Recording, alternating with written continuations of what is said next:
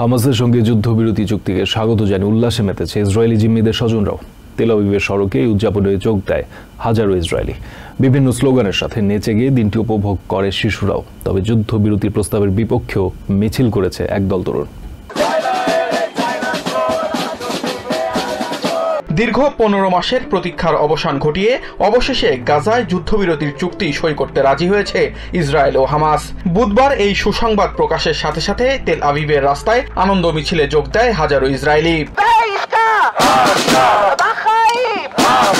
Slogan আর উল্লাসধ্বনির সাথে চুক্তিটিকে স্বাগত জানায় জিম্মিদের পরিবার।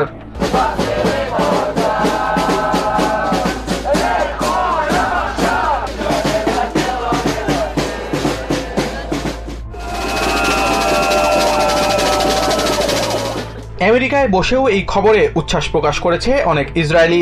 I feel like it's amazing that we've been all davening so hard for this here in America, across the world, and to know that our tefillah will be answered is amazing. Gaza যুদ্ধ বন্ধে অনেক দিন আগে থেকেই সরব ছিল ইহুদি তরুণরা। স্বাভাবিকভাবেই যুদ্ধবিরতির খবরে তারা অনেক খুশি।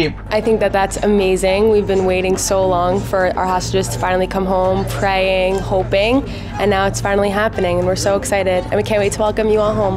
Families, I hope that they get returned to their kids and brothers and mothers, and that everyone's safe and happy and healthy.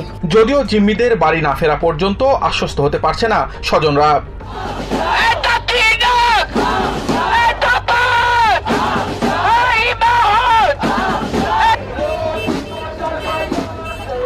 হামাসের হাতে বন্দী প্রায় শতাধিক ইসরায়েলির মধ্যে প্রথম ধাপে ছাড়া হবে 33 জনকে। তবে তালিকার সবাই বেঁচে আছেন কিনা জানেন না পরিবারের সদস্যরা। It's like a roller coaster. I'm not breathing right now. We don't know if they're on the list, if they're gonna come back in the first phase.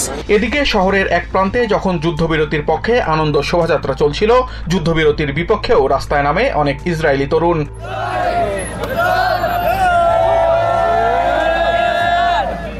সড়ক অবরোধ করে যান চলাচলে বাধা দেয় প্রায় 300 জনের এই দলটি।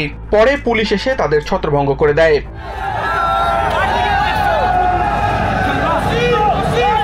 Samiul Bari Shihab, TVN 24 news desk. New York থেকে সম্প্রচারিত TVN 24 টেলিভিশন বিশ্বজুড়ে বাঙালির কণ্ঠস্বর।